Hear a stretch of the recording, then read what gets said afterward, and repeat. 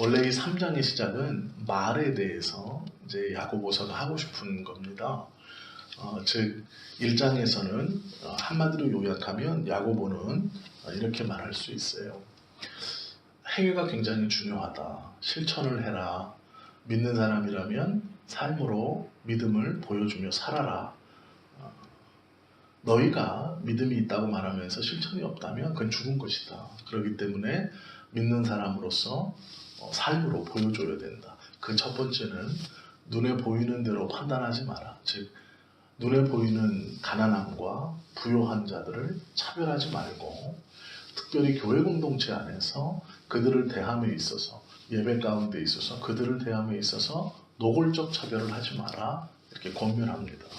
그리고 이제 두 번째로 오늘 우리가 좀 눈여겨보아야 할 것은 말에 대해서예요.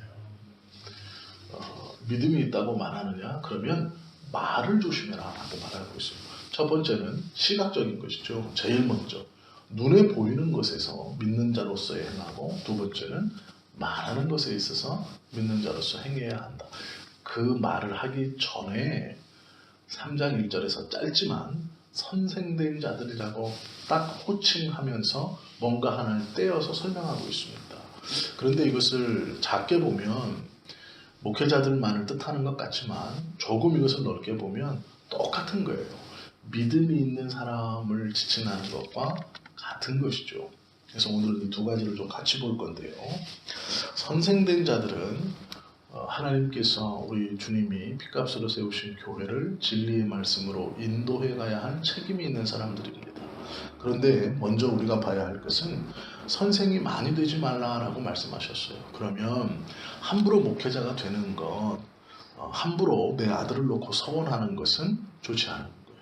그리고 내가 부흥회나 무슨 예배에 가서 은혜 받았다고 목회자로 서원하는 것도 옳은 것은 아닙니다. 하나님께서 사람을 부르시는 방법은 여러 가지가 있다고 말을 해요. 첫 번째는 직접적인 부르심입니다. 본인에게 직접적으로 그 자신에게 하나님의 음성을 들려주셔서 부르시는 방법이 있고, 두 번째는 기도하는 사람들을 통해서 부르시는 방법이 있어요. 세 번째는 환경과 요건을 통해서 부르시는 것이 있죠. 그러나 가장 확실한 건 직접적 부르심입니다. 하나님께서 직접 말씀하셔서 그 본인이 내가 주의 종이 되겠습니다라는 서원이 가장 많고 확실한 겁니다. 그리고 그곳에 하나 더 너무 감사하고 귀한 것이 있다면 내 주변에 있는 기도하는 사람들의 입을 통해서도 그것이 확신되어지고 확답되어지면 너무 좋은 것이죠. 제일 위험한 것은 환경적 부르심입니다. 무엇이냐면 이것도 안 되고 저것도 안 돼서 목사합니다. 제일 위험하고 사고가 제일 많이 터지고 그것은 사명과 소명이 아닐지 모릅니다. 사업을 해봐도 안 되고 뭘 해봐도 안 되고 뭘 해봐도 안 돼서 목회를 합니다. 정말로 위험하고 제일 어떻게 보면 하나님의 뜻과는 거리가 먼 그러한 부르심일지 모르죠. 많이 되지 말라는 것은 말씀 그대로처럼 되지 말라는 뜻도 있지만 목회자가 되기를 원치 말라 이런 뜻보다는 책임이 크다라는 뜻입니다. 주의 종이라는 명예와 영광이 분명히 있습니다. 그러나 그 믿음에 취해서 섣불리 서원하거나 이 길을 걷지 말라, 선택하지 말라라고 말씀하시는 것이죠. 왜 그러느냐? 행함이 없는 것은 죽은 것이라는 큰 주제 아래 놓고 보면 선생된 자는 더 크게 행해야 하고 양무리의 본이 되어야 하는데 그 본이 되지 못하면 더 큰 책임이 있다. 그러기에 선생되기를 즐겨하지 말라 말씀하시는 것이죠. 선생은요, 이 목회자만 뜻하는 것이 아니라 직분자들을 일컫는 겁니다. 성도를 제외한 우리가 일반 성도라고 부르는 평신도, 이 평신도라는 말도 원래는 성경적인 단어도 아닙니다. 이 평신도라는 말은 온누리교회에서 하영주 목사님이 처음 쓰셨어요, 우리나라에서. 그래서 물론 성도와 목회자와 직분자들, 특별히 임직자들과 이 구별하기 위해서 평신도 뭐 이렇게 부르기 시작하셨는데 그게 이제 그냥 일반적으로 퍼진 경우입니다. 원래 우리나라는 평신도라는 말을 쓰지 않았어요. 성도라고 불렀죠. 한꺼번에 다. 그런데 지금은 이제 일반 성도님들과 직분을 맡은 사람들 그리고 목회자들을 구별하는 단어가 되어버렸죠. 선생된 자들이라는 거 말할 때는 이 직분자들도 함께 들어가는 겁니다. 이 선생에. 즉 교회에서 권유되어야 할 사람. 넓게는 모든 사람이 이 범위 안에 들어가는 것이죠. 그런 사람은 조심해야 되는 게 첫째로 외식하는 자입니다. 예수님께서 서기관과 바리새인들을 보시고 무엇이라고 말씀하냐면 너희는 천국문 앞에 서서 그 문을 가로막고 있으면서 다른 사람으로도 천국문으로 들어가지 못하게 하고 너희도 그 문 앞에 서서 들어가지 않는구나 라고 책망하셨습니다. 이것이 마태복음 23장 13절의 말씀입니다. 천국문을 가로막고 서 있으면서 다른 사람으로 들어가기도 하지 않고 너희도 들어가지 않는 상태. 바리새인과 서기관들이 지금 그러하다 그렇게 하고 있다라는 것이죠. 이것을 무엇이라고 표현하냐면 외식이라고 표현했습니다. 천국문을 가로막고 있는 자라는 것이죠. 믿는 자들 중 특별히 직분자들은 이렇게 행동해서는 안 된다라는 것이 첫 번째고요. 두 번째, 직분자들은요 소경된 자가 되어서는 안 됩니다. 자기도 모르면서 다른 일을 가르치려고 해서는 안 되죠. 즉 성경을 알지 못하고 하나님의 말씀을 모르면서 가르친다고 하면 안 됩니다. 이것이 소경된 자가 다른 일을 가르친다라고 말하는 것과 같은 것이죠. 이번에 이제 목사님들 저기에 가서 제가 들은 말 중에 노 회장님이 웃어가면서 그러셨어요. 나는 성경을 열심히 읽으려고 노력을 해보는데 잘 안 돼. 그런데도 1년에 3독을 하려고 노력을 한대요. 그래서 제가 그랬어요. 옆에 있다가 목사님 대단하세요. 이거는 아부하려고 한 게 아니에요. 목사님 대단하세요. 1년에 3독하기 어렵습니다. 왜요? 1년에 3독하려면요 하루에 성경 30장씩 읽어야 돼요. 하루에 성경 30장을 꾸준히 읽는다는 건 절대로 쉬운 일이 아닙니다. 하루 건너뛰면 60장이에요. 이틀 건너뛰면 90장입니다. 1년에 3독을 한다는 건요 절대로 쉬운 일이 아니에요.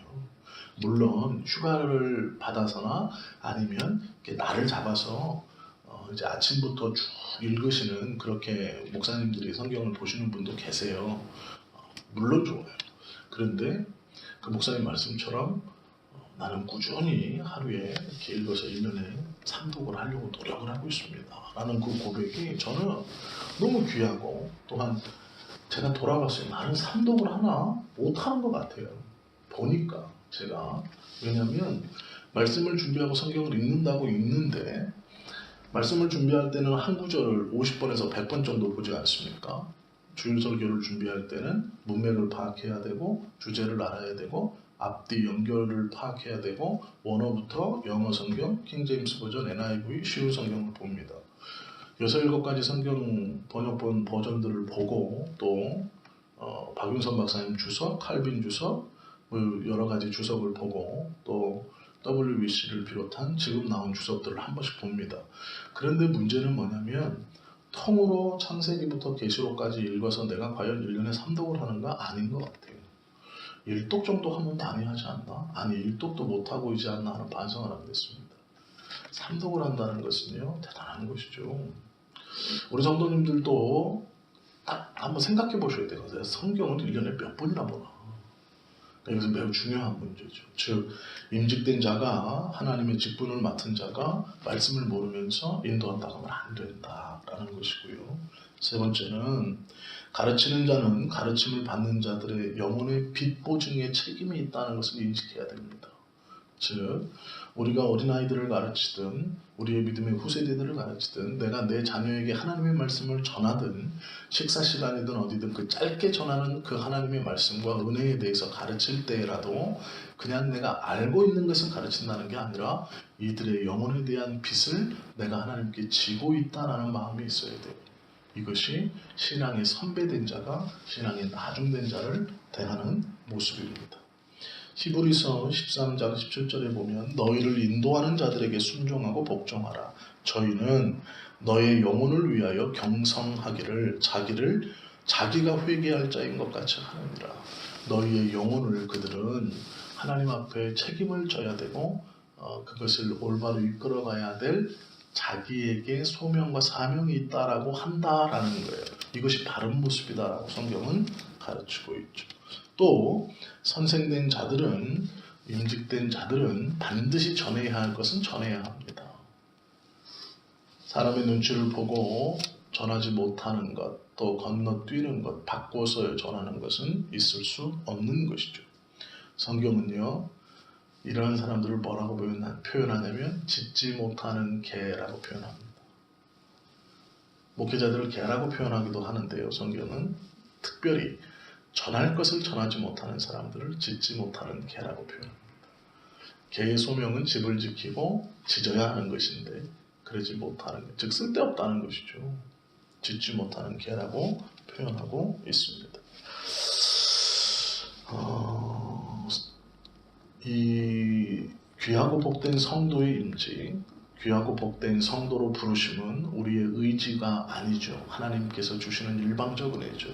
그 일방적 은혜를 놀랍게 받은 우리 중 일부를 또 선택하셔서 집사로, 권사로, 안수집사로, 장로로, 특별히 목회자로 직분을 주십니다. 이 직분은 너무나 귀하고 너무나 복된 것이죠. 그러나 이 직분과 함께 우리에게는 큰 책임이 있다라는 것이죠. 바울은요, 사명에 대해서 예정 가운데 있다라고 선언했습니다. 하나님의 영원전부터 예정하신 뜻 가운데 우리를 부르셨고 또한 그 부르심을 받고 복음의 일꾼이 되었다라고 선언하고 있어요. 우리 모두는 복음의 일꾼인 것이죠. 우리가 이 땅에 있기 전부터 하나님께서 선택하셨고 우리에게 맡겨주신 가장 귀하고 복된 직분입니다. 일반적으로 나의 기도 제목만을 기도하고 내가 나의 소원만을 아뢰고 내가 나만을 위해서 기도하고 살아가야 하는 성도, 우리가 일반적으로 부르는 평신도가 아니라 교회의 직분을 맡은 자라면, 집사와 권사와 장로와 목회자로 부르심을 받은 자라면 이것을 꼭 기억해야 합니다. 하나님께서 만세전에 나를 선택하셔서 이 귀한 직분을 예정하셨다라는 것, 책임이 따른다는 것, 그리고 그 은혜와 영광도 분명히 허락해 주신다는 것이죠. 요한복음 10장 12절에 보면 이런 말씀이 있어요. 싹구는 목자가 아니다 라고 말씀합니다. 양도 제 양이 아니고 이리가 오는 것을 보면 양을 버리고 달아나라니 라고 써 있습니다. 이리가 양을 늑탈하고 또 해친다.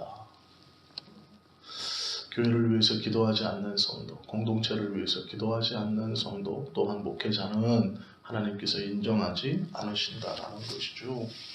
하나님의 교회에서 직분을 가지고 남을 인도하면서 신앙의 모범을 보여야 할 우리는요, 섣불리 교만하게 하나님 앞에서 함부로 서원해서도 안 되지만 또 우리에게 큰 책임이 있다는 것을 자각하면서 하나님, 나의 이 눈이 또 내 말이 하나님 앞에서 또 성도들에게 본이 되고 부끄럽지 않은 시각과 입술의 고백이 되기를 원합니다라고 기도하셔야 됩니다. 그것이 우리에게 맡겨주신 이 귀한 직분을 더욱더 빛나게 하고 잘 하나님 앞에 은혜의 선한 도구로 또 주님의 교회와 하나님 나라 위에 쓰임받는 놀라운 사명과 비전으로 발휘되는 것이죠. 그래서 오늘 하루를 살아가시면서 직분에 합당한 그러한 언어, 행실, 또 그러한 말뿐만 아니라 그러한 신앙의 각오, 그리고 사람들을 대할 때 이들의 영혼을 하나님 앞에서 내가 회개할 자로, 내가 책임질 자로 안다는 그러한 사명감과 소명의식도 가지고 오늘 하루 사실 수 있기를 예수님의 이름으로 축원합니다. 기도하시겠습니다.